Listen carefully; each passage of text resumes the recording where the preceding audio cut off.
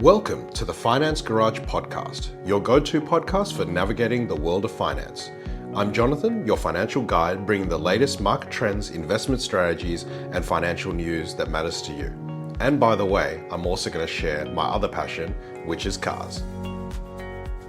At the SWU Group, we help everyday families achieve financial success. Our integrated services include financial planning, accounting, credit advisory, and estate planning. We're here to guide and support you every step of the way, from custom investment strategies to maximizing tax efficiency. We ensure your financial goals are met with peace of mind. Visit simonwu.com.au for more information.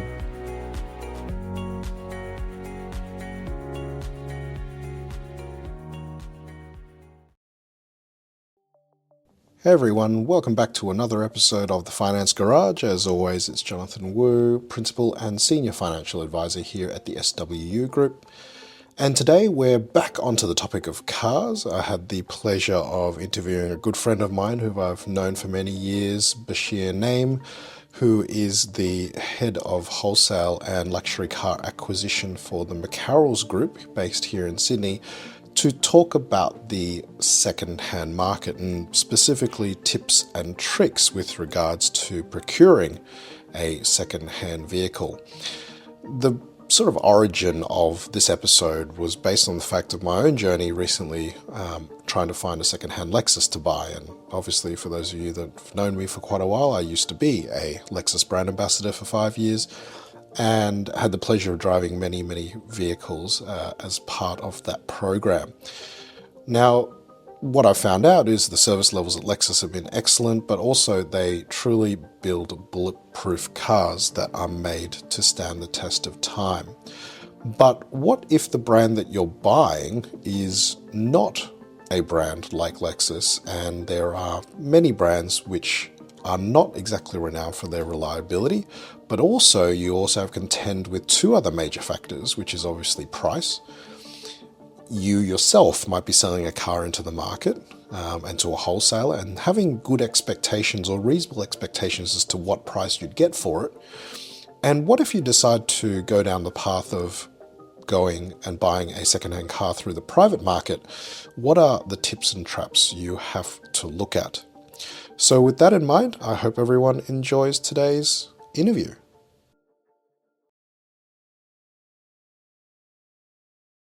So hey Bash, thanks very much for joining me on my podcast today. Happy to be here. So just to kick things off, give my audience a bit of understanding, what do you do here at the McCarroll's Group? So look, I look after wholesale for the group, so cars coming in and out, and vehicle purchasing across our site. So and anything from our sort of cheaper cars up to our more expensive cars. So we sort of work with a broad range of different cars. Yeah. And I mean, McCarroll's is a massive automotive group, and you obviously, as you mentioned, you cover all sorts of, from the cheaper brands to the really expensive brands like Ferrari and Maserati. Where does used cars sit in your mind in terms of, price points in the second-hand market? Because obviously a lot of people see Ferraris for like $600,000-$700,000. Is the second-hand market for these sort of brands a lot cheaper? Like, can you get good deals in that space? Look, the funny thing is with the expensive cars, it's a very niche sort of market. So a lot of people that buy them will often say you're a Ferrari client or a Porsche client. They often want to be part of that dealership, that brand. So you find a lot of cars will be bought and then also resold back to that dealership and sort of maintaining sort of relationships. Okay. So it's like a bit of a club in a sense that once you're part of that brand, you very much immerse yourself in it. I think with Ferrari, from memory, one of our mutual friends, Andrew Ball, mentioned once that Ferrari's a little bit different from Porsche, or depending on what Porsche you want to buy, but you can't literally walk into a Ferrari dealership and just buy the car that you want. Is that true? Look, it depends on the car. So, I mean, in terms of, there is a mainstream Ferrari product, for example, maybe a model, like a rear engine, which can be bought, depending on, obviously, the amount of people ordering. You can still buy one. Okay. but obviously you got to have some sort of relationship with the dealer. The thing that makes it hard is when the special models come out, and that's where there's criteria as far as Okay. what you've bought, whether it be a used or a new, and it's almost like a system where you get credit based on what you've bought, Yep. which will allow you then to buy something a bit more special. Because that's like in the world of Porsche, you can't just rock up and buy a GT3 No, RS. yeah. No, it would be nice, but yeah, I know what you're nice, saying. yes. Yeah. No, they're same sort of thing. It works with Ferrari, so Yeah. and like used cars are also quite important for that brand. So that's also by the manufacturer considered a purchase. So it doesn't have to just be new. Oh, okay, okay. But it is ultimately, if you're in that part of the market, it's quite important to form a relationship with the dealer and then sort of work with them long term. It's because I think a lot of people, when they buy cars, they think of it quite transactional. No, that's right. Yeah. And I guess that's more valid for obviously the cheaper end of the market. Yeah. It's like, okay, well, there's 2,000 RAV4s here. Yeah. Let's just buy one. I think it doesn't matter what you're buying. You always want to feel like you're special. I suppose when you walk into a dealership, you want to be greeted. You want someone to look after you. Yes. When I buy something, I feel the same. Whether it be something, I walk into a clothing shop and someone doesn't greet me, I usually just go, you know what, this is not the store for me. I want to be. Yes. Yeah, so and obviously with people with different budgets and so forth, it's still a big purchase for a lot of people, whether it be a cheaper car or electric car or whatever it is. So you want to have that sense of you know. Let's talk about the sell side first. So there's, I mean, the way that we met was that I had a couple of cars I wanted to sell, and then our mutual friend sort of hooked us up. And I think what's really important is for people to understand like expectation setting. Yes. So there's a guy I've recently followed based in Melbourne. His name's Jerry. He's like this Chinese guy, used to work at Mercedes, BMW. I think I've seen him, Yeah, and he's like got this quite big YouTube following now. And he's a used car dealer, right? And he actually walks through the whole process, on his YouTube videos about, acquiring cars, the price, the margins, and how it works, because everyone has to make money, right? Sure. And so I think a lot of people from the videos that I can see, let's say they're selling a RAV4 for argument's sake, and then all they do is they go on car sales and then they find the highest price possible. Then they walk in and talk to Jerry, or might talk to you and go, can you beat this? Yeah. Now that's not reasonable, right? Can you sort of walk through why that doesn't work? I mean, look, the thing is for most people, I mean, depending on what you're selling, people are time poor. So, and if you're time poor, you generally don't want to have to go through the hassle of car sales. There's nothing wrong with selling on car sales, and you're always going to make a little bit more money than if you traded it in, but depends on what your priority is. Rather a quick transaction, you don't want people turning up to your house and so forth. So you got from a dealer's point of view, you got to have a bit of margin to be able to obviously offer the car into the market and not be priced out of the market. And along the way, you've got to prep the car. So generally, when you're buying from a dealer, you know that it's been prepped properly. They've done anything that's required on the car, so you're not sort of going in blind. From that point of view, I think if you explain to the customer you're dealing with where it sits in the market and give them a bit more of an understanding, they sort of get it. But I mean, obviously, everyone wants the most money. Yes, correct. Yeah. Is the other thing that I think there's a bit of a misnomer that people have about like their car, for example, and I've sort of learnt this through personal experience. Are options worth anything? Look, for example, if you had a Porsche and I'll give you an example. We had a 911 Turbo S that we had for sale, and we got stuck with the car. Now that car there didn't have the lift, the front axle lift, which was important for a lot of people, especially if you got driveways and whatever. Yeah. Now, if that car had front lift, we would have sold it. Straight away. Yes. But so there's certain things that add value. It may not get you a lot more money, but it'll help you sell it a lot quicker. Yeah. Okay. So I mean, what about the mainstream brands? I'm just thinking of something like a BMW X3. Yeah. One that doesn't have M Sport, and then one that has M Sport. Yeah, 100%. M Sport makes a big difference. Makes a big difference. Yeah. It's just saleability, and I think people, if they're buying something, they want it to look good. Yeah. And I think those sportier packages, whether it be F Sport on a Lexus, Yes. I think just add a bit more excitement to the yes, the person buying. visual, yeah. I remember a couple of years back, this was like when COVID was going nuts, and Yes. and you bought my SQ5 off me. Yeah. And I remember you asked me, you had one question or one question alone. What rims do you have, bro? Because there was the one that everyone likes, and then Yeah. there's another 21 inch which came out a few years later, which was quite plain. Yeah. That was, and it was like a no cost option. But that also determined, like, there was about $1,500 in it Yeah. difference between if you had the nice rims that people like versus Yeah. the bad rims. Yeah, so I think it's all about visual saleability. I think when people are advertising a car, the thing that stand out are like wheels or that's the thing that's going to sort of draw them to the ad. So I think, it doesn't make much more of a difference in terms of value, but in terms of saleability, it makes a big difference. So going back to that point about people just going on car sales, finding the most expensive one that someone's listed, Yeah. right, and then coming to you, what do you think is a better, like, more reasonable approach? Is it trying to find the cheapest one that's being sold on I think car if you sales? can sort of get an average of the two top ones and then maybe take off 10%, Yeah, okay. or 15% in terms of what a dealer would ask to give. So I think that's what you can sort of, depending on the car, you sort of, that gives you a guide to what it's worth as a wholesale or, for a dealer to buy it from you. Yeah, because you effectively you acquire cars from many sources, like privately off me, for example, but other dealers are also selling cars to you that they're bringing in for trade-in as well. Yeah. Would that be fair? Yeah, so if you've got a Toyota dealer, for example, who deal in mainstream family cars, they often won't want to keep say for example a $200,000 Range Rover. So they'll get a figure from myself or someone like me, and that'll help them on that particular deal. And generally, they probably wouldn't keep that car, which means that we'd buy it and we'd keep it because it's suitable to what we've got. Yes. In terms of brands. Yes.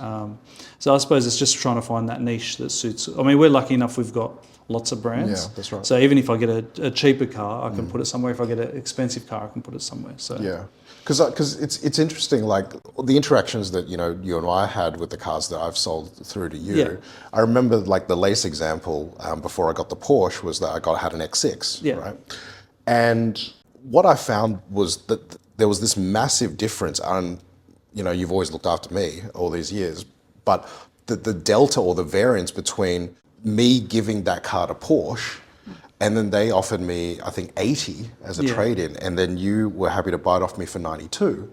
Like, that's a massive delta. Yeah. So, and when I was talking to the guys at Porsche, I said, what are you going to do with my car? He goes, well, we just wholesale it. So I would have thought that they would have just sold it to you. Yeah. So then why would there be like that big of a variance? Well, I think sometimes, depending on who they're dealing with, they might have had a couple of prices from people that didn't want to maybe weren't familiar with that particular car, hadn't sold many recently, and they've just sort of put what we call a low ball offer. Yes. And it might not be out of them trying to be tricky, but more so out of maybe not having that experience with that car and being able to resell it or had experience selling a similar car. Yes, because wholesale price, that's the lowest price, right? Would that be fair? Wholesale figures is what a dealer would transact with another dealer on. Ah, okay. Yeah. So that's a wholesale figure would be, say for example, if I traded a Toyota and sold it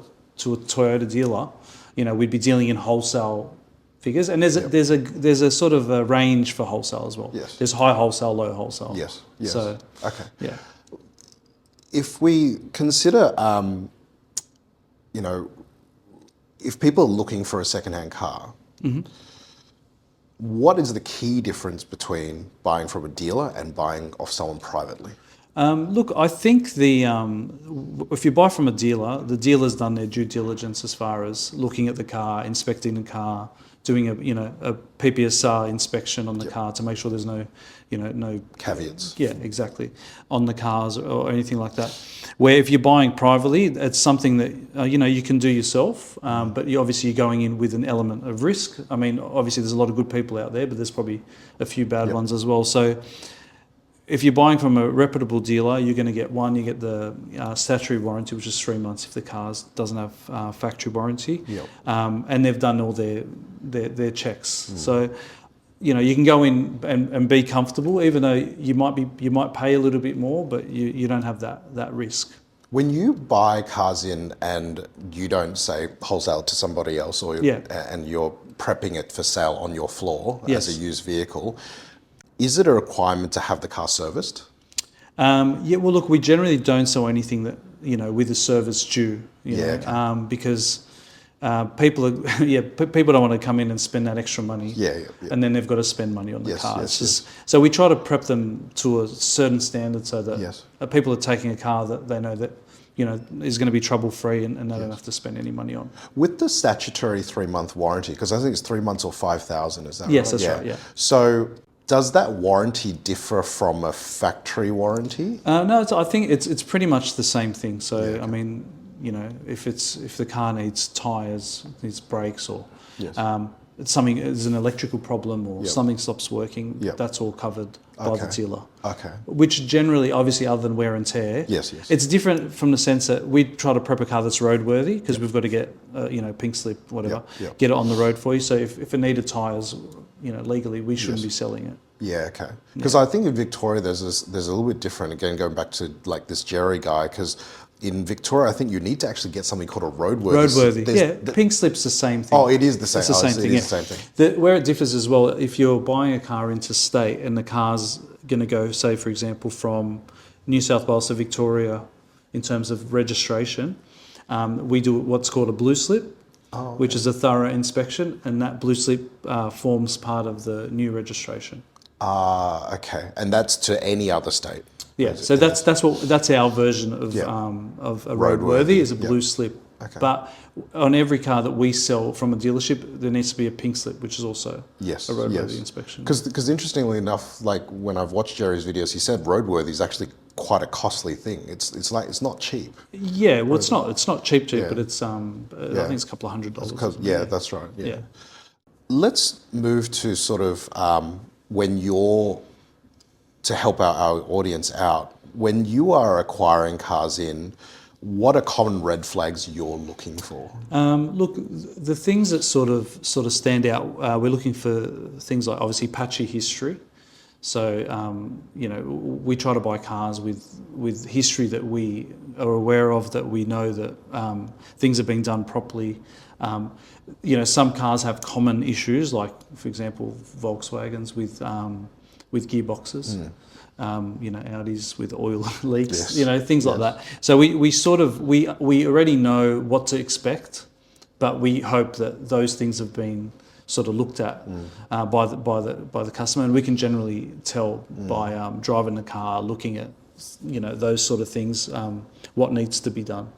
Under the bonnet, you can see if a guard's been off, or whether the paint's a bit funny, or there's orange peel or whatever. I mean, look, a lot of cars have had some sort of paint, or so we don't, you got to look past that as long as it's been done to a certain standard. But yeah, they're the sort of things, and obviously we do all our background checks on the cars as well. Yes, I mean background checks in the sense that like things like ownership. So there's a thing called a car history check, which will give you finance, whether there's finance on the car, whether it's been it's a repairable write-off, whether there's been a odometer rollback on the car. I mean, obviously the cars are getting pretty sophisticated these days, so it's not an easy thing to do a odometer rollback. On a car, but so we don't see that too often. But usually, when you get a pink slip, it sort of registers on the government website. So then, if you go to do another one and there's been a change in the kilometres, it'll flag. Oh, okay. So that'll generally give you. So car history is probably the most thorough. Check you can do, and that sort of covers all the states as well. And would you recommend anyone who's buying off the private market to do that? Yeah, sure, 100%. Yeah, I mean, I think it's like $20, but I mean, it's worth it. It's worth it, for the peace of mind. Sort of get a bit of a, not everything's perfect. I mean, it's not going to be perfect report, but it'll definitely give you some thorough information. Yeah.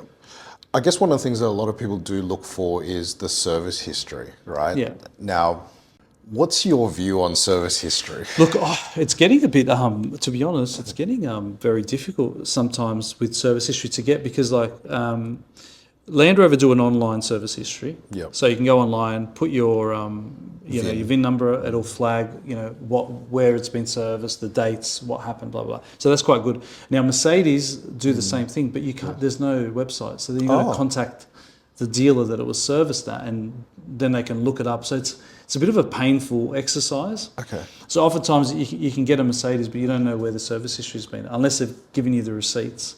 But what happens, okay, so let's say go to the Land Rover example where you can go on the website and VIN it up, right? What if they say it's a 10-year-old Rangy and then it had 8 services done out of the Land Rover dealer, but then 2 were done by a private mechanic? What happens with the private mechanic?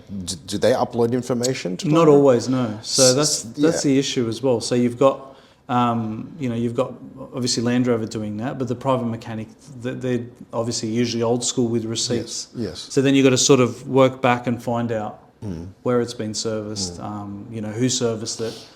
And, I've got an example of one that I bought recently from a Porsche dealer, and, it says that it's been serviced with Volkswagen, but I can't find the dealership that it's been serviced. So now I'm trying to get a hold of the customer, and I can tell the car's fine, but every car tells a story, and you need to have that information for people. So, I mean, how long,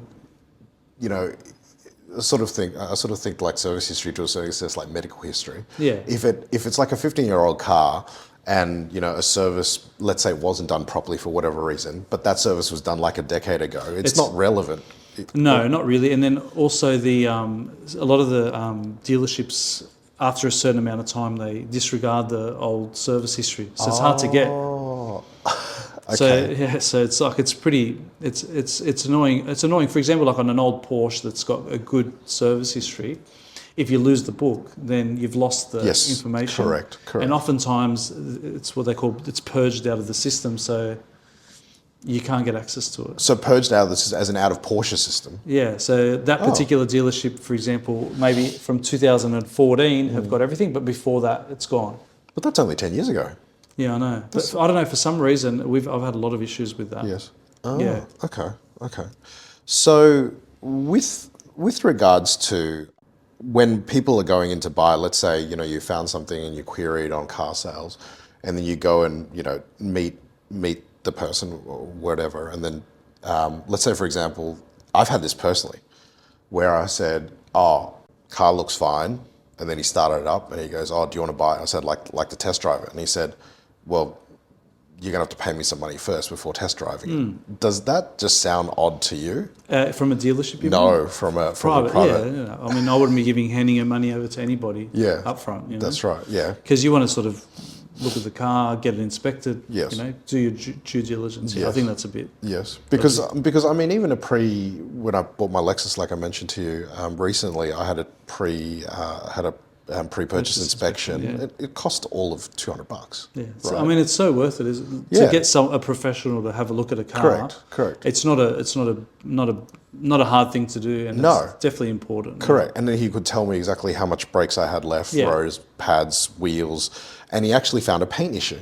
Yeah. So he found under one of the arches that there was paint not done reasonably well, but it's not going to have anything mechanical issue, but it's just a flag to me that this was involved in an accident at some point in its history. Yeah, or a scratch. Or something.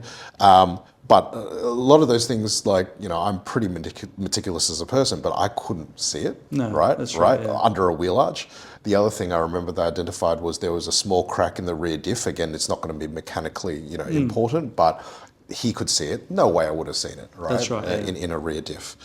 I guess one of the things that we're seeing now, which I was talking to another guy from the car industry a couple of months ago, is this issue with secondhand EVs. So Adam Morris from Redriven interviewed him, and he said the only second-hand EV that he could find that is holding up value is the Atto 3. Other than that, the BY, nothing is holding value. Yeah. And you can find 3-year-old Porsche Taycans, base model with decent options for like 110, 120 grand. And these cars are like 230, 240. Yeah.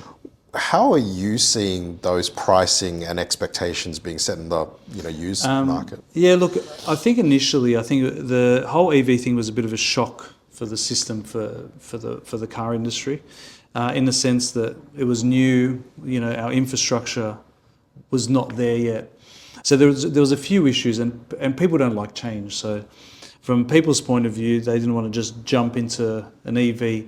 But what's happened is prices have come down. China is, mate, they are going absolutely nuts at the moment producing cars. They reckon within 5 or 6 years, half the cars on the road will be Chinese. Jesus. So, and they're making good cars. So, it's not, the Chinese have always been able to, produce something like someone else. Yes, but yes. now they're actually building a really good car, a good quality car. And the thing is it's bringing a lot of people that couldn't afford maybe a more expensive car into that sort of under 50 grand budget, and it's getting a lot of people into new cars. And all of a sudden, people are actually going, you know what, this is great. I'm able to buy a new car. The quality is good, and the Chinese cars are actually doing really well now. As far as used ones go, it did take a while to adjust, and some are really hard still. But I actually really like used EVs. I think they're great, and I think it suits a price. It suits a budget for people. So I've got no issue. I think Tesla's definitely the benchmark still, as far as EVs go and quality goes, and they're getting better and better. But let me tell you, the Chinese are building really good cars. I mean, if someone walked in with an X3 30i and then walked in with an iX3, and let's assume they were built in the same month, the iX3 is a lot cheaper on the used market. I haven't looked at them. I actually did look at one recently, but but they're probably more expensive to begin with. So that's true. So yes, then, if you look at the actual depreciation, they've definitely depreciated more. Correct. That's the point. And again, it's because people are not. Well, there wasn't that many. There's not that many people buying them new because they are expensive, and that's what the same problem Porsche had with Taycan. Yeah. You can buy a BYD Seal for 60 grand and it's an awesome car. Yes. Or you can buy a base Taycan for 180 grand. Yes. So with no options. With no options. So then, Porsche has obviously suffered as a result of that, because people go, you know what, it's electric. So the point of difference with Porsche was their engines and the way they made them feel, but now they're all similar. That's the problem. Yes. So I think that's where you've got the issues, that the more expensive the EVs are, the harder they're falling. So I'll give you an example with no named dealerships per se, but just the brand. So I had a Porsche Taycan loan car, right? It was I think it was a base Taycan, that's right. It had decent options on it. Yeah. Anyway, I was looking for a car at the time, and I went to a BMW dealer, and I was looking at a BMW 340i. And I said, just out of interest, I said, can you have a look at this Taycan? What would you trade it in for? What value could you get me for it? And I had spec'd it up before, and it was about, with all the options, it'd be 220 or thereabouts, right? And the guy said, oh, but this car looks really new, because it was a loan car, it had 2,000 Ks on it, right? So I was just testing out this theory. So I test drove the BMW, came back, and said, oh, what price did you come back with the Taycan? He goes, yeah, you don't want us to buy it. And I go, oh, why? And he goes, we'll give you 95. Yeah, it's ridiculous, isn't it? Like, that's less than... So this was a car that admittedly was 12 months old, but it had 2,000 kilometers on it. Yeah. Right? So it's unbelievable. At the very least, it had two years of factory warranty still left on it. Yeah. But there's no price point. Well, the issue you've got is that, in that sense, is that they probably wouldn't have known who to call on that car as well. So they didn't want to take the risk. So what they would have done is put a price that obviously you weren't going to accept anyway, and it didn't put them at risk. Correct. Yeah. Correct. So I think that's where. But then look, if you look at Taycans now, they have plateaued a little bit. Oh, they have? Okay. Yeah. So they have dropped a lot. Yes. But they've also sort of stabilised. Okay. Yeah. Because I mean, there's still a Porsche at the end of the day, and Yes. people like the look of the brand and what they've got to offer. So they have slowed down, but they did take a dramatic hit. Yes, yes. I mean, I personally think that's a value buy. 100%. Like it's a value buy. Great, yeah. I mean, is that the same scenario for you as a buyer? Like people walking in with Taycans, like, then they sort of walk out disappointed going, oh, I'd like to buy Gran Turismo. I like the engine sound again. Don't want this Taycan. Yeah. And you're like, yeah, but I can only really give you this much for the Taycan because they're hard to move. Yeah, and I mean, I think sometimes you have to educate the customer and obviously talk about previous cars that you might have bought and give them sort of examples that they can obviously digest before. Yes. I mean, at some point, someone's going to break their nose and tell them the truth. Yes. And that's the problem. So yes, it's good if it's not you, but I mean, if it's got to be you, then you just got to obviously do it in a way that is not offending the customer. Yes. Yeah. I guess two other issues, and tell me if this is myth or reality about EVs and used EVs. The two biggest concerns I've seen in the market is, number one, there's not enough people that know how to repair them. Okay, and a lot of Tesla owners have talked about this. Yeah. And the second thing is battery degradation. How do you see that in for EV? Look, I'll be honest. The ones that we've had, they're not that old. The ones we're dealing with, so we haven't had to deal with that issue. But if I know, for example, the Taycan, if you hit it from underneath and you crack, I think it's the battery cells, or that sort of area, it's like an $80,000 fix. What? Yeah, it's a really expensive fix. I think it's come down a little bit. 78. Yeah, no, but I think it has come down. But initially they're like, oh, be careful if you've hit the bottom.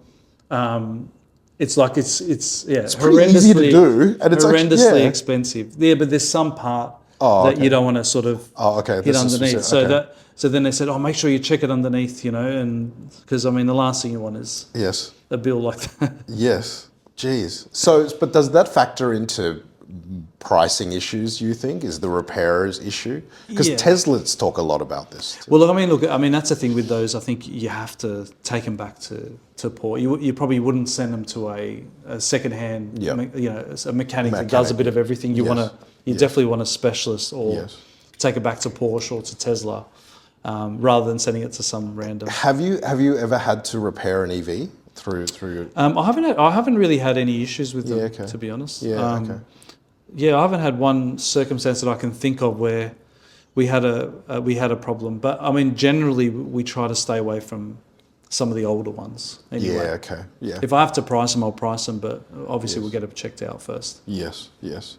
With regards to, I guess, there's this interesting thing that I see amongst my friends where. The viewpoint is like a polar opposites with not many people in the middle. And this is about like buying strategies and negotiating. For some reason, I have a group of friends that don't believe that you can negotiate on a car. Like you've done this for forever and a day. That's a polar opposite. We like those people. No, joking. Yeah, correct. Yeah, that's right. We like those people. Yeah, because I remember I went with a friend to just buy. I think it was just a Mazda 3 or something. Yeah. And she said. And I said, okay, well, let's try to offer them somewhere there, and we'll try to meet in the middle, and so on and so forth. And she's like, you can do that, and then because I think that population of people believe it's no different to walking to Coles and saying milk is $2.50. Well, a lot of brands, for example, Tesla. I mean, they've had fixed price online for ages. I think the only variable is probably the trade-in. That could change, but otherwise. You order it online; it's fixed price. Mercedes is the same. Yes. I don't think it's been a good thing for Mercedes, for example. I think they've lost a lot of market share because of it. But in a sense, it sort of makes things a bit more, I suppose, transparent and easy. But I mean, everyone likes a bit of a negotiation. So I don't think it necessarily works for everybody. It works for Tesla. I think they do it quite well. But and some of our electric brands are the same. We sort of the price. I think people just understand that the cars are already sort of reasonably priced, and they're happy to buy it because of that. Because I think you guys represent Leap Motor. We got Leap and we got Geely, which is as well. Yeah, that's right. And they're going really, really well. Yeah, because I think Leap Motor is very price competitive. I think it's sub 50 on the road. Same with Geely as well. Is it? Okay. Yeah, they're sort of one model, and I think they're under 50 grand. So it's Yeah. it's a lot of value for people. So here's an interesting question. You're seeing a plethora of, and I sort of try to link this to something that happened 100 years ago, right? So GM, and then they have a plethora of brands, Yeah. right? And so you look at something like Geely, and they own Volvo, which therefore they own Polestar. Now, Polestar is operating at a different price point. Like, they're quite expensive relatively to Geely's own stuff. Yeah, that's right. Yeah. Do you see I mean, they got to be using quite similar underpinnings. It's like, I think so. Yeah, I think a lot of them must be, because a lot of these startup brands are actually tech companies before that. But I think the engineering behind it, being the batteries and the way the power is distributed and all that, is pretty much very similar in a sense. So I think everything else is the way it looks, maybe some of the internal features, the way the cabin's designed, is probably the factors that make them different. Yeah, because I went to the all-electric show out at Homebush a couple of months ago, and you had the opportunity to test drive all these new brands, right? And it was funny. No one was at the BMW stand. No one was at the Audi stand. And you could take test drives, and they just had all these e-trons just lined up, and no one wants to buy them. And then everyone was trying out Leap Motor, Deepal, BYD. It just shows you that, I mean, in the state of our country and the world at the moment, people are just after value. And, I think those brands represent really good value for people. What do you think about quality in vehicles now? So, really simple example, like my dad has if you remember, a 2016 CLS 400. He loves it to death, right? The thing's just coated in leather. Yeah. Never had a problem, noting it's only done 20,000 Ks, right? Your dad does drive. My dad doesn't drive very much. Yeah. And he doesn't want to buy a new Mercedes because everyone that he's sat into, he just feels like the something's missing. Doesn't feel as luxurious as before. And he just feels that he's also worried about, like, nowadays, just like washing machines, they're not built to last. Like when we grew up and our parents bought one, like, there's a big deal. You hold it for 15 years, right? But now everything is like disposable. Exactly. How do you see that playing out with all these years? I think the bigger some of these brands have become, like Mercedes, for example, and they've got so many models and so many different styles and sizes and SUVs. I think their quality has definitely dropped off. An old Mercedes was a Mercedes. It was a big deal. Correct. It was a tank. It was a tank. It was it was representing the optimum vehicle you can buy. Yes. Where I think now, obviously, competition, people catching up. The Chinese have done in 4 or 5 years what the Europeans have done in 20 years. Yes. Yes. So they're moving so quickly. You look at a brand, for example, like BYD. They've got like 120,000 engineers. Working. Yes. So it's just like amazing scale and amazing technology, amazing how quickly they're moving, where I think the Euros are sort of going, oh my God, what's happened? Yes. You know what I mean? In the meantime, we're just sort of resting on our laurels a little bit. Yes. And there's these, you got up and coming brands chasing us, I had Matt Brand on my podcast a couple of months ago, and he's from Car Source, and he has done a couple of trips to China. And what he found very different was, and some of them came over to Sydney and Melbourne, and so let's say BYD launched a car, they actually brought engineers from BYD to Melbourne to take live feedback. And then, the journalists would drive around and go, oh, the suspension's a little bit hard here, this electronic, there seems to be a gremlin here, something's not quite right here. And literally within 2 weeks, it's fixed. But when you compare it to the Euros, they don't send engineers, and they said, here's the car, test drive it, write us a really good piece, and then off we go. Right. And I mean, and it's obviously you can see that happening live, because you've had problems with certain types of cars and gearboxes, for example, with Volkswagen, say, that they've kept bringing out, and nothing changed. Do you know what I mean? So which is sad to say because, like for example, a Volkswagen is an amazing car to drive, and I think Golfs are the best hatches.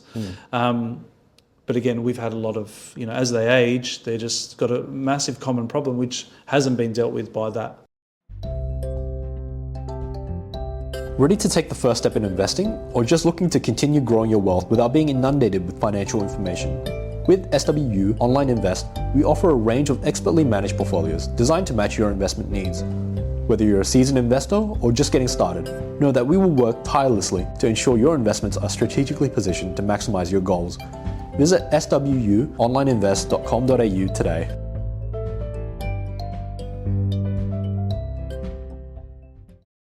When someone's looking for an older car, for example, Yeah. is there a way to deal with potential historical issues? Again, we're not picking on Mercedes or Volkswagen, Yeah. but since you talked about Volkswagen and their DSG issues, Yeah. right? How's the best way for someone to try to navigate those issues that are historical in nature, but they could still be live, grenades for the car? I mean, I think, like for example, if you're buying a Volkswagen, get Volkswagen to look at it. You know? Okay. I think finding it's like if you're buying a Lexus. I mean, you can get obviously Lexus is unique in the sense that they're built to last, and that hasn't changed. Their philosophy's been the same. Yes. But I think if you're going to buy a car that might be on the risky side for a particular issue, that you take it to that dealership or that brand and get a proper inspection done. Yeah. Because it was interesting, like with my LC500 I just bought, and I never experienced this with any of the Euros. Yeah. And I think this is where Toyota and Lexus still can thrive because of their dedication to make stuff last forever. Is that I went to a Lexus dealership to have it serviced for the first time, and I talked to them on the phone, and then they said, what service is this? And I go, well, technically it's 8 years old. 8-year service is a major service. And I go, oh, how much is that? It's about 2.5. And I said, what does that involve? And I said, all the stuff. Yeah. Okay, cool.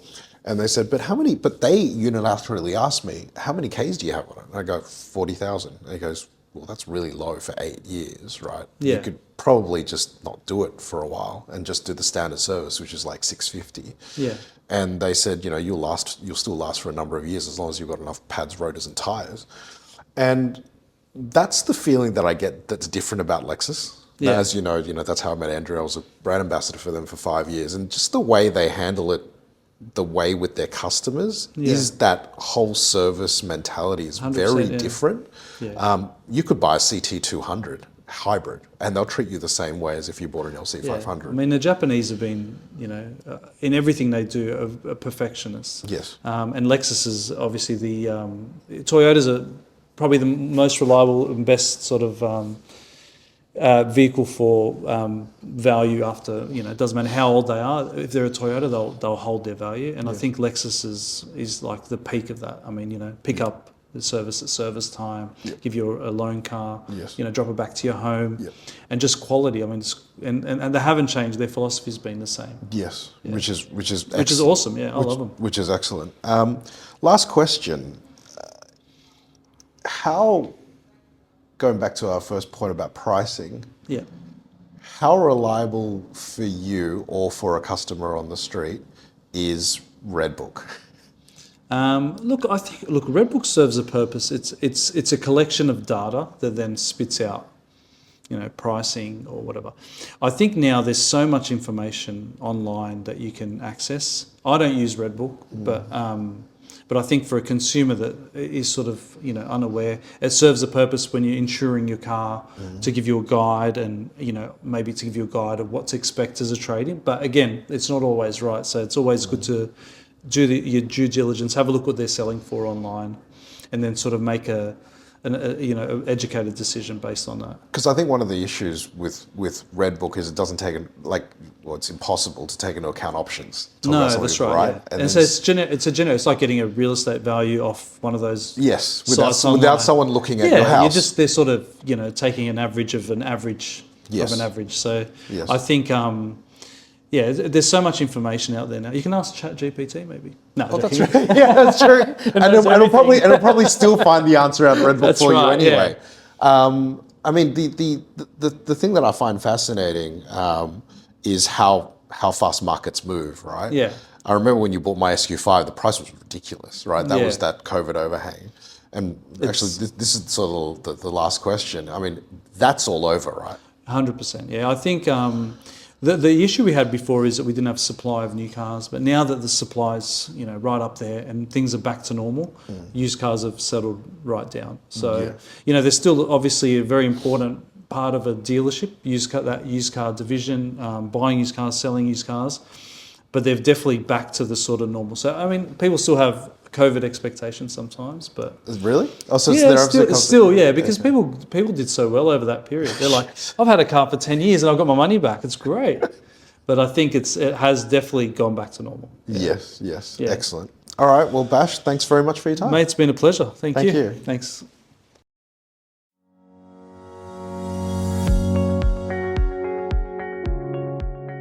This podcast is not financial product advice and is intended to provide information only. It does not take into account the investment objectives, financial situation, or needs of any person. You should assess whether the information is appropriate for you and consider talking to a financial advisor before making any investment decisions. Any investment examples are for illustrative purposes only. The information is taken from sources which are believed to be accurate, but Simon Wu, Jonathan Wu, SWU Financial Planning, and Personal Financial Services Limited accept no liability of any kind to any person who relies on the information contained in the podcast. Unless expressly stated, none of the information should be taken as a recommendation. For more information, please visit www.simonwu.com.au.